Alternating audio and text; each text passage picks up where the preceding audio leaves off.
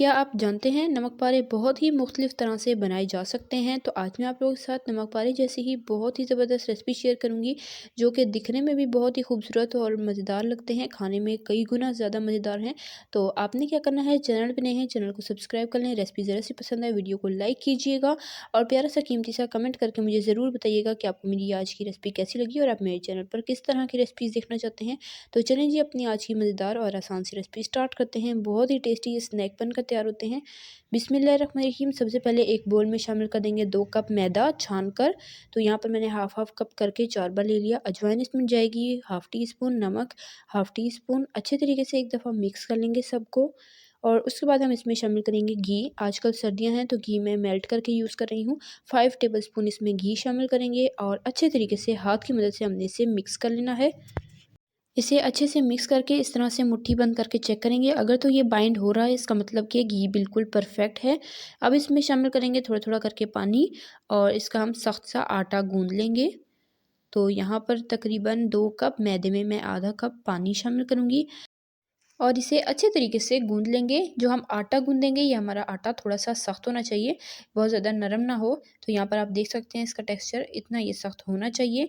तो अब क्या करेंगे, हाथ पर हम हल्का सा ऑयल लगाकर ऊपर से सारा ऑयल लगा लेंगे ताकि ये डो बिल्कुल भी ड्राई ना हो। और इसे 10 से 15 मिनट रेस्ट दे देंगे और 10 से 15 मिनट के बाद डो को निकाल कर अच्छे तरीके से 2 से 3 बार हम इसे गूंद लेंगे, नीट कर लेंगे।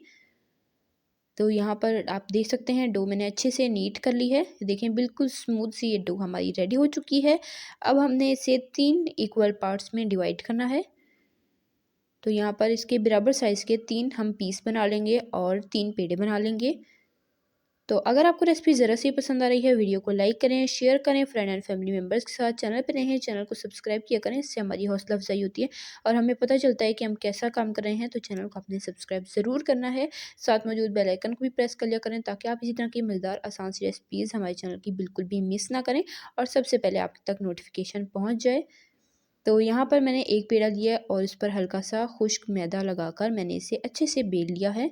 तो जो आपने रोटी बेलनी है वो बिल्कुल पतली होनी चाहिए। ये देखिए इतनी पतली आपने रोटी बेलनी है।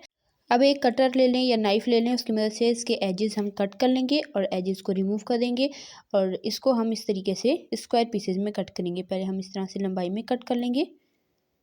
तो मैं छोटे छोटे साइज़ के स्क्वायर पीसेज इसके कट कर लूँगी इस तरीके से। तो ये बहुत ही ज़्यादा अट्रैक्टिव और बहुत ही टेस्टी सी ये रेसिपी बनकर तैयार होती है। बहुत मज़ेदार ये स्नैक बनते हैं, दिखने में भी ये बहुत ही खूबसूरत लगते हैं। तो इस तरह से आपने एक पीस लेना है और इस तरह से 2 किनारे आपस में जोड़ने हैं और घुमाकर दूसरी साइड से भी। ये देखें बहुत ही ईज़ी है, आप बस थोड़ा सा इसको और से देख लें, बनाना बहुत ही आसान है। ये देखें इस तरीके से आपने ये सारे डिज़ाइंस बनाते जाना है। मैं एक और आपको चेक करा देती हूँ। ये देखें बहुत ही ईज़ी तरीके से आप इसकी ये शेप्स बना सकते हैं। तो सारे के सारे यहाँ पर मैं सेम तरीके से नमक पारे बना लूँगी। सेम तरीके से मैंने सारे डिज़ाइन बना लिए हैं। अब इसे साइड पे कर लेते हैं और इसे फ्राई कर लेते हैं। तो यहाँ पर एक वॉक में मैंने शामिल कर दिया है ऑयल। ऑयल को अच्छे से गर्म करेंगे, थोड़ा-सा इस तरह से मिक्सचर डाल के हम चेक कर लेंगे। जैसे ही ये फ़ौरन ऊपर आने लग जाए, बबल्स इसके इर्द-गिर्द बनने लग जाएँ, तो आपने फ्लेम को कर देना है मीडियम और मीडियम फ्लेम पर इसे 7 से 8 मिनट हमने फ्राई करना है। तो डालते साथ ही आपने इसे बिल्कुल भी नहीं छेड़ना, ये खुद ही आहिस्ता-आहिस्ता फ्लोट होकर ऊपर आ जाएँगे और उसके बाद आपने इसे मीडियम फ्लेम पर 3 मिनट तक ऐसे ही रहने देना है। और 3 मिनट के बाद अब हम इसकी साइड चेंज करेंगे और तकरीबन 5 से 7 मिनट लगेंगे और बिल्कुल परफेक्ट गोल्डन इस पर कलर आ जाएगा और ये अच्छे से क्रिस्पी फ्राई हो जाएँगे।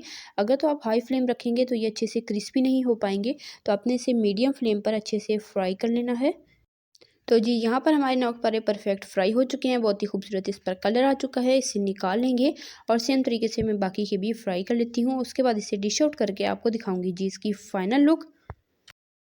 तो माशाल्लाह अल्हम्दुलिल्लाह से हमारे मज़ेदार से नमक पारे स्नैक बनकर तैयार हो चुके हैं, जो कि दिखने में जितने खूबसूरत लग रहे हैं, खाने में उतनी ही ज़्यादा टेस्टी हैं।